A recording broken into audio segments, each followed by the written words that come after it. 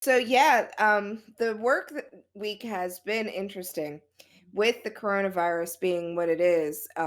We do have some restrictions that we have to put in place. We're limited to, staying away from nursing homes, personal care homes, hospitals, anything with large groups of people and or people who are, more prone to being ill. So that does limit on some of our visits with some of our people, not all of them. They do want us to reduce doing public things like going into like Walmart with a lot of people and stuff like that with our consumers. So they want us to kind of be more of an in and out instead of browsing kind of shopping. That kind of thing that's affecting us with this particular virus. So we just have to be more conscious and more aware of what we do and how we do it. What really gets me is that this huge kick on washing hands. Um, to me, that's just kind of, I don't know if I want to say scary. The fact that we have to have such strict reminders to wash our hands um, is blowing me away. And I wanted to ask you, what do you think about how people are reacting to this kind of crisis? Um, in the odd ways that they're reacting.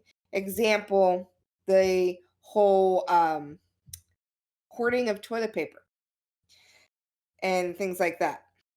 Right.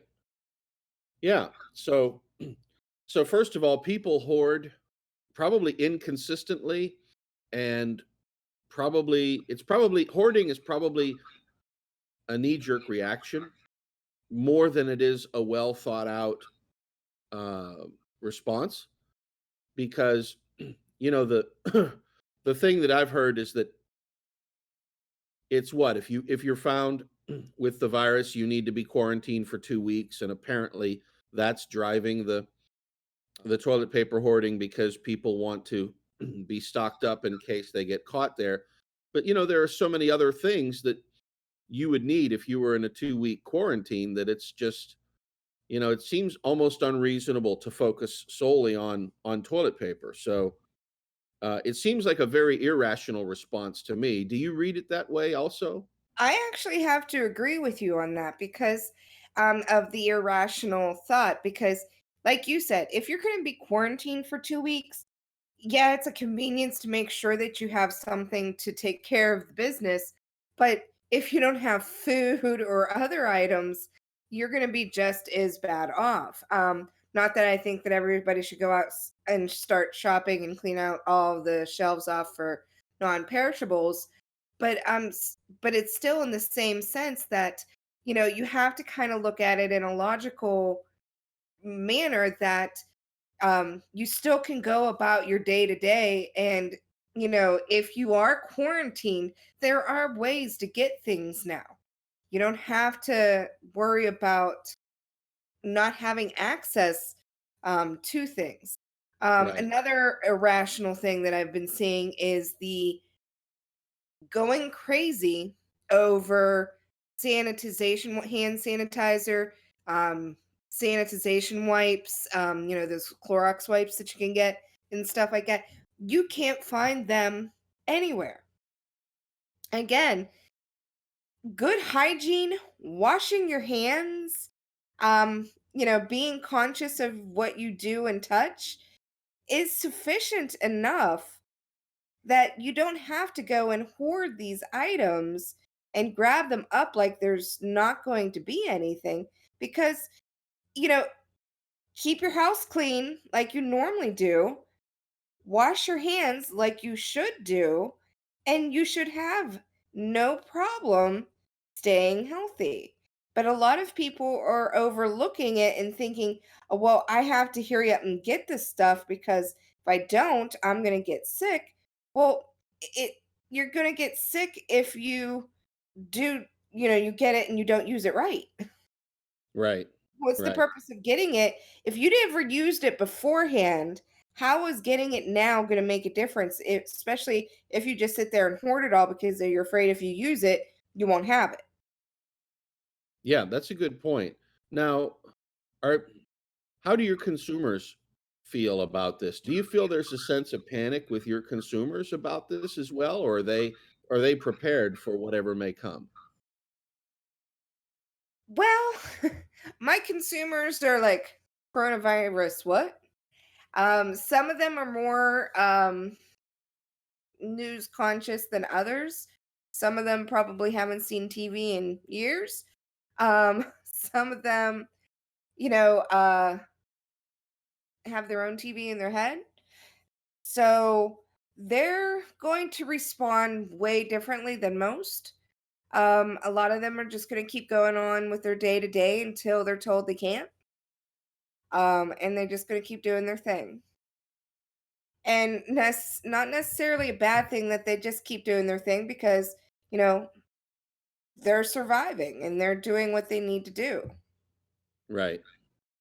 So I wonder, I'm really surprised there's a lot of companies that are closing offices, or maybe not closing the offices, but advising workers to work from home where they can, and those kinds of things. And I really think that this is going to possibly change work culture significantly for the future, because maybe we're looking at a place where, instead of going into the office being the main sort of traditional thing, maybe it'll be working from home much more replacing it, now that conferencing and the video aspects are worked out fairly well for video over the internet. It's not going to be so necessary in an information age. And that's obviously, of course, not going to be universal, but there are going to be a lot of jobs and positions, I think, where this is going to be a good thing for them. And so, for introverts who work in that kind of information economy, like moi, this is Lucky. yeah, this is a very yeah. Now wait a minute. Explain to our audience why I'm so lucky and why you're not. Well, the thing is that I'm an introvert by nature as well. I just so happen to have picked a extrovert job that is in a health field of sorts. So I can't not just go see my consumers. They still need care regardless. They need their medication, therapy, they need mental health statuses. We can't just say, "Oh, well, hey, I'm just going to work from home."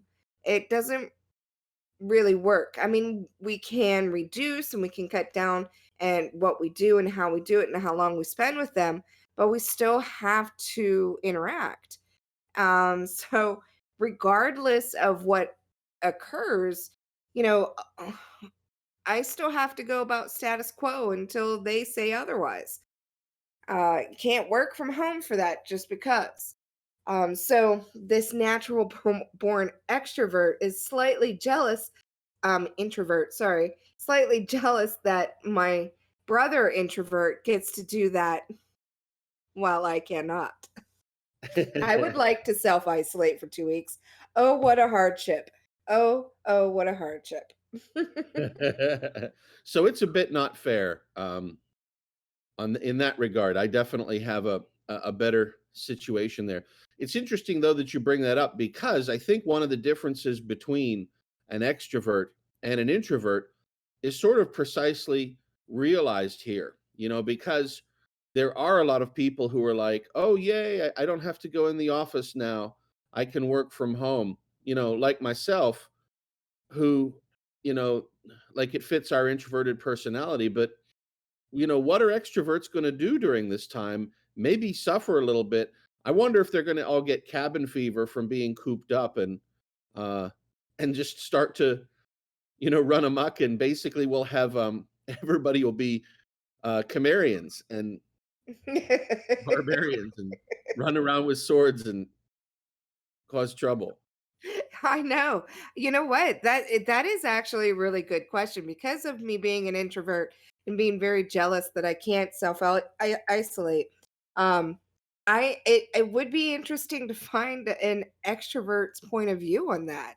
If any of our listeners would love to comment and tell us what they would do if they actually had to self isolate for 2 weeks because they could have been in contact with something. I would really greatly like to hear it because that is a great question. Well, let me take it another way, sis, and you tell me if this is wise to do, um, because it might not be. But um, I was thinking that most people who are narcissists are probably extroverted, um, and not introverted. And so I actually wonder if like there's going to be like an outbreak of mental health craziness going on as all of these narcissists can't get their supply from their traditional sort of rounds, making their rounds of, you know, beating up on poor, defenseless introverts and gaslighting them. And so I just wonder if, like people are going to start going crazy. And basically, it's going to be like a 2 week long period where everybody's howling at the moon. So, first of all, is that even an accurate thing, sis? Or are there as many introverted narcissists as there are extroverted ones? But I do have to agree with you that they probably majority of them are extroverts, because they are usually attention seeking and trying to find validity in their actions. Um, and I wonder if increased prank calls will start taking place. They got to go and prank somebody or something because they got to respond or react to get some sort of rise or attention for themselves. But yeah, that's actually a really good question. It would be interesting to see because it could go one way or another because I don't think you even have to be narcissistic no, excuse me, cannot say that word tonight.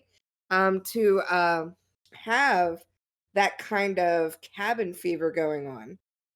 Because you could just be the type that just always needs to be doing something and always needs to be on the go and always have to be out and about, and having to stay in and not do those things would probably really cause a lot of huge cabin fever and probably some major anxiety, and mental health will definitely increase. Now, I just want to point out for our listeners that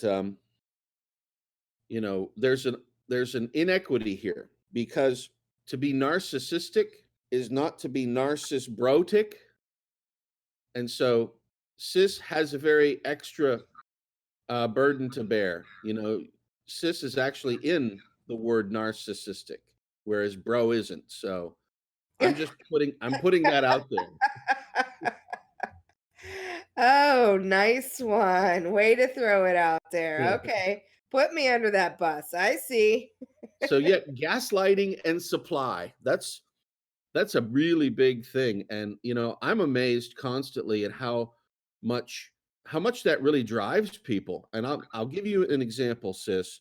I installed a phone app called Botnet, and Botnet is a social media style application. So it's basically like sort of a Facebook or a Twitter, except that Botnet doesn't have real people. It's not real social media. But what it has instead is it has bots that respond to you, but they only respond with adulation. So they don't, Really?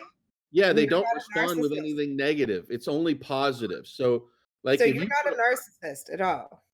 well, no, I'm saying if you put a post out there that says, I like pickles, you know, you'll get like 10,300 likes and, like 27 comments ranging from, you know, insightful post or, insightful comment to, I had a cousin who loved pickles too, and everything turned out good for them. So it's all praise and it's all adulation and none of it's negative. And it's totally crazy because I don't have anybody to argue with now on my on my botnet stream. So It's really amazing to realize how much of the social media frenzy is about pushing these buttons of discord and pushing these buttons of resentment and, picking fights.